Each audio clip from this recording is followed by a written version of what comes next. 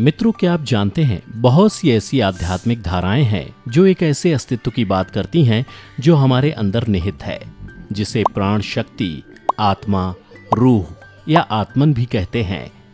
वैज्ञानिकों और दार्शनिकों ने हमेशा इसके अस्तित्व पर सवाल उठाया है। यही नहीं, रहस्यविद और ऋषियों के ज्ञान पर भी पहले कई बार प्रश्न उठाए गए हैं, जिसे फिर सत्य के बहुत करीब जाना गया। अतः यदि हम ये मान लें कि आत्मा का अस्तित्व होता है, तो वह मानव रूप में कैसे जाहिर होगा? मित्रों, इन सभी को संकलित कर एक प्रश्न का निर्माण होता है कि मानव शरीर में आत्मा या प्राण शक्ति कैसे प्रवेश करती है। इस प्रश्न का उत्तर हमें 18 पुराणों में से एक गरुड़ महापुराण में मिल जाएगा। आइए आपको बताते हैं गरुड़ पुराण के अनुसार आत्मा शरीर में कैसे प्रवेश करती है। नमस्कार मित्रों, स्वागत है आपका।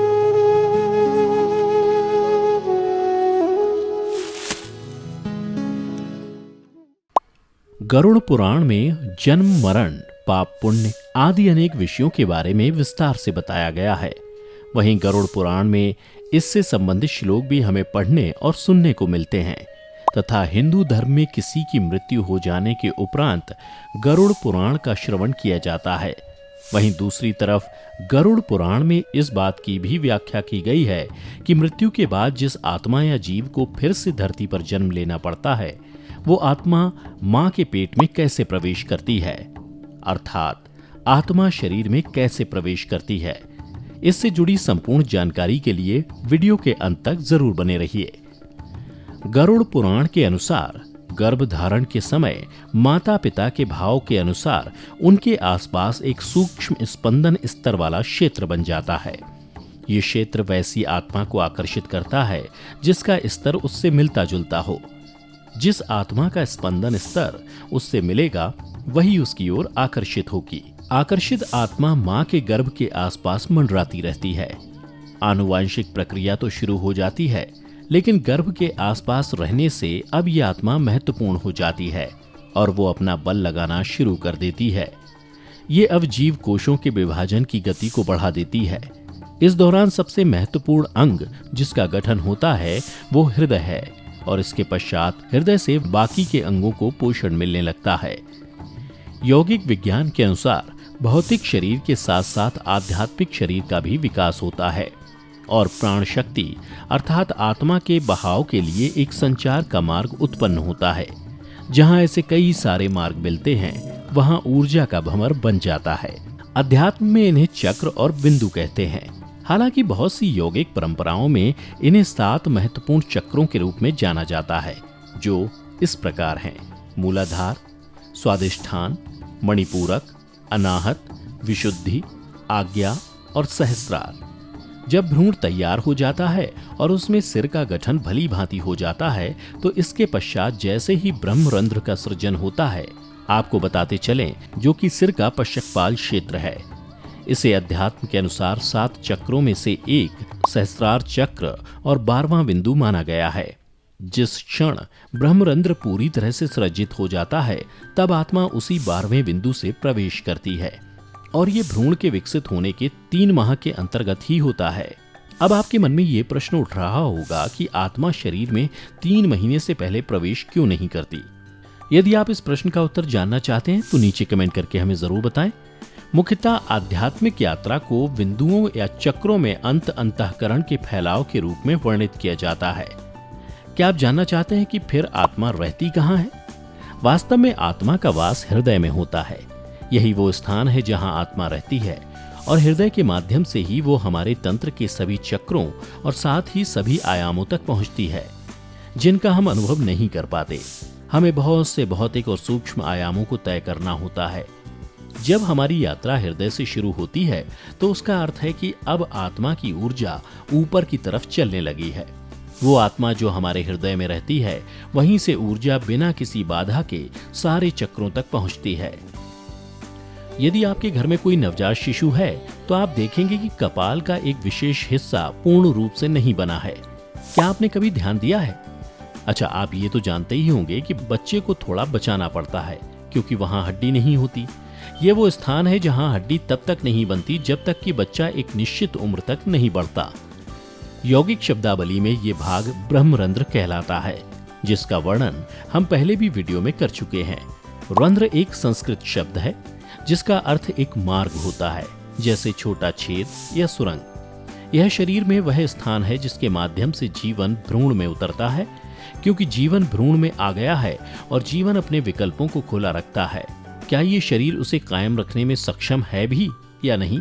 जीवन प्रक्रिया में अपने विकल्पों को खुला रखने की इतनी जागरूकता होती है कि क्या ये शरीर इसे बनाए रखने में सक्षम है या नहीं, तो यह एक निश्चित अवधि के लिए उस जाल को खुला रखता है, ताकि अगर वह अपने अस्तित्व के लिए शरीर को अनुपयुक्त पाता है तो वह शरीर छोड़ देगा और यह शरीर से किसी अन्य मार्ग में नहीं जाना चाहता है।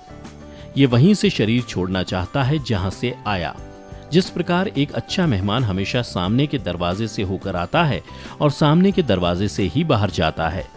यदि वह सामने के दरवाजे से होकर आता है और पीछे की ओर से निकल जाता है तो इसका मतलब है कि आपका घर साफ हो गया है।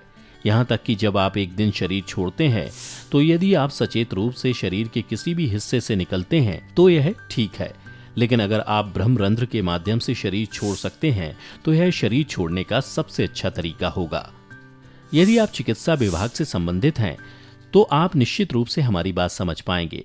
ऐसा आपने भी कई बार देखा होगा कि हालांकि सभी चिकित्सा मापदंडों के अनुसार भ्रूण स्वस्थ है और सब कुछ ठीक है, परंतु किसी कारणवश एक मृत शिशु ने जन्म लिया।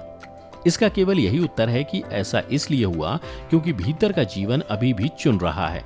यदि जीवन भ्रूण में प्रवेश करता है और उसे अनुपयुक्त पाता है, क्योंकि वह शिशु बनने के लिए विकसित होता है, तो वह निकल जाता है। इसीलिए एक द्वार खुला रखा जाता है।